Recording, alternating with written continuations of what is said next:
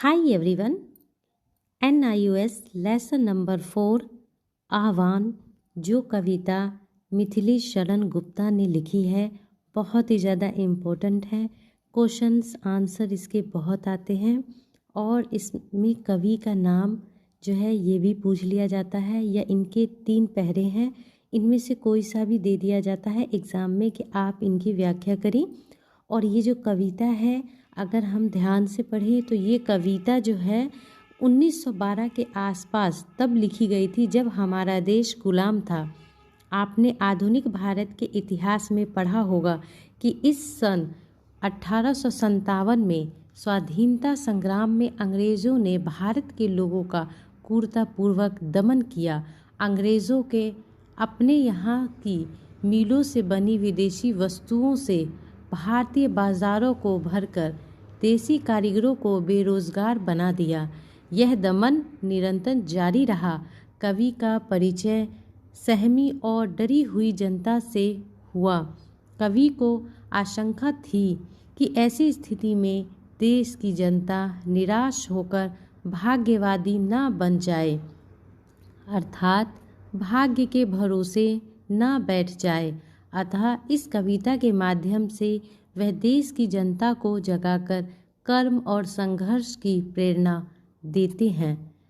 इसीलिए जो हमारा फर्स्ट है, बैठे हुए हो व्यर्थ क्यों, आगे बढ़ो ऊंचे चढ़ो, है भाग्य की क्या भावना, अब पाठ पुरुषों का पढ़ो, है सामने का ग्रास भी मुख में स्वयं जाता नहीं, है ध्यान उद्यम का तुम्हें तो कभी आता नहीं। इसमें 2 तरीके से कवि ने समझाया हुआ है कि किस तरीके से कवि कहते हैं कि हे देशवासियों, निरर्थ अर्थात बेकार क्यों बैठे हो, अगर अपने दुखों से मुक्ति पाना चाहते हो तो उठो और सफलता की चोटी छूने के लिए चल पड़ो।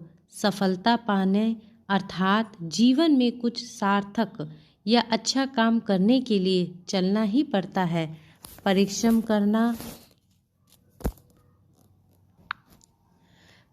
करना ही पड़ता है।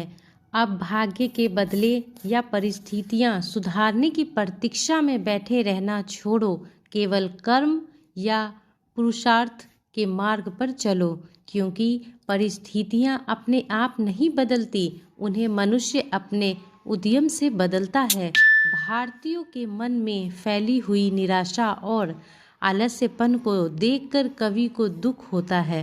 देशवासियों का उद्बोधन करते हुए कवि इस उदाहरण से भी उन्हें प्रेरणा देते हैं। तुम जानते हो कि सामने रखा निवाला भी अपने आप मुंह में जाता नहीं, उसके लिए भी प्रयास करना पड़ता है, यानी हाथ बढ़ाकर उसे उठाना होता है। कवि खेद प्रकट करते हुए कहते हैं, यह सब जानते हुए भी हम दुख के मुक्त होने के लिए उद्यम नहीं करते।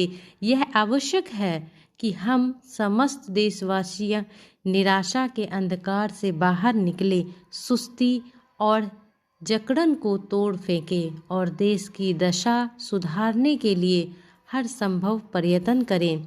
इसी तरह दूसरे में कवि क्या कहते हैं, जो लोग पीछे थे उन्हें वो बढ़ गए हैं, वो बढ़ रहे हैं।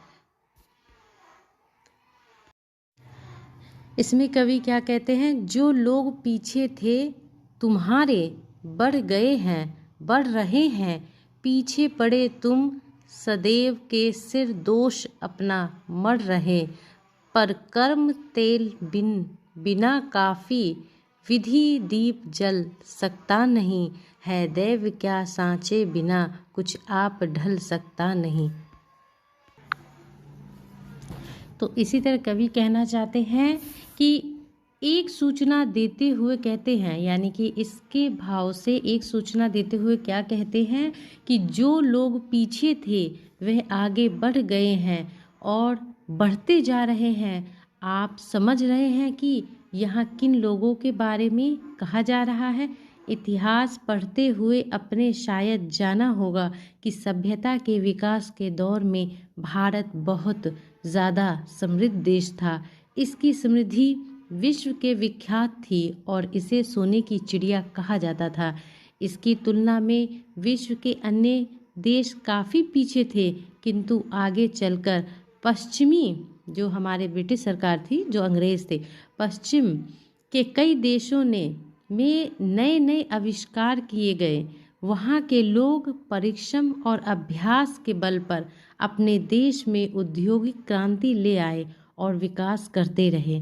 आपने देखा इसमें कवि क्या कहना चाहते हैं कि जो हमारा देश पहले बहुत ही ज़्यादा विख्यात था, बहुत ही ज़्यादा पॉपुलर था और इसे हम सोने की चिड़िया कहते थे, लेकिन इसके मुकाबले अगर अब देखा जाए तो जो पश्चिम के लोग हैं वो क्या कर रहे हैं, बहुत ही ज़्यादा परिश्रम कर रहे हैं, अभ्यास कर रहे हैं और अपने देश को आगे बढ़ा रहे हैं। उसी तरीके से दूसरा और उदाहरण देते हुए कवि कहते हैं, जिस तरह दीपक को जलाने के लिए तेल होना आवश्यक है, उसी प्रकार किसी भी कार्य में सफलता पाने के लिए निरंतर कर्म और परिश्रम करना आवश्यक है। इसी बात को कवि एक दूसरे उदाहरण से समझाते हुए कहता है कि मूर्ति ढालने, यानी जो हम मूर्ति बनाते हैं उसके बारे में पहले उसका ढांचा तैयार किया जाता है, यानी जो आपने देखा फ्रेम होता है उसके बारे में बात हो रही है। तो फर्मा बनाना आवश्यक होता है और यह सांचा मनुष्य अपने परिश्रम से बनाता है। ऊपर वाला भी उन्हीं की सहायता करते हैं जो परिश्रम करना जानते हैं। ठीक है, इसी तरीके से फिर दूसरे में ये क्या कहते हैं, आओ मिले सब देश बंधव, हार बनकर देश के, साधक बने सब प्रेम से सुख, शांति में उद्देश्य के, क्या सांप्रदायिक भेद से है ऐसा मिट सकता अहो, बनती नहीं क्या एक माला विविध सुमनों की कहो। ठीक है, इसमें क्या कह रहे हैं कवि, ये कह रहे हैं देशवासियों को कि माना कि हम अलग अलग जाति व संप्रदाय से जुड़े हुए हैं, पर भारत के नागरिक होने के नाते हम सब भाई भाई हैं। इसलिए आओ सब मिलकर देश को एकता के सूत्र में बांधो और दुख, शांति, सुख, उद्देश्य को पूरा करने के लिए काम करें। सुख कैसे मिलेगा? आज़ादी से। शांति कैसे आएगी? गरीबी दूर होने से। गरीबी दूर कैसे होगी? गरीबी दूर होगी अपना शासन स्थापित करने से। जिस टाइम में हमारे देश में जो है ब्रिटिश सरकार आई थी उसके बारे में बात हो रही है कि किस तरीके से हमें हमारी गरीबी दूर होगी, शांति मिलेगी और हम किस तरीके से खुश रहेंगे। इसके लिए हमें एक होकर संघर्ष करना पड़ेगा। समृद्धि और शांति लाने के लिए आओ हम मिलजुल कर कठिन परिश्रम करें। कवि कुछ प्रश्नों के रूप में देश की जनता को एक होने के लिए कहते हैं। इसी तरीके से दूसरे उदाहरण से अगर हम समझें तो कवि क्या कहते हैं, कवि अपनी बात का तर्क देते हुए कहता है कि क्या अनेक प्रकार के फूलों में एक माला नहीं बन सकती? बन सकती है और बेहतर माला बन सकती है। ठीक उसी प्रकार हम अपने भाषाएं बोलने वाले विभिन्न धर्मों के अलग अलग प्रदेशों में रहने वाले लोग मिलकर देश को एक बनाकर उसे बेहतर ढंग से मजबूत कर सकते हैं। वैसे भी आशा है कि आपको मेरा ये वीडियो पसंद आया होगा। अगर पसंद आया तो please like, share and subscribe करें मेरा चैनल। And thank you.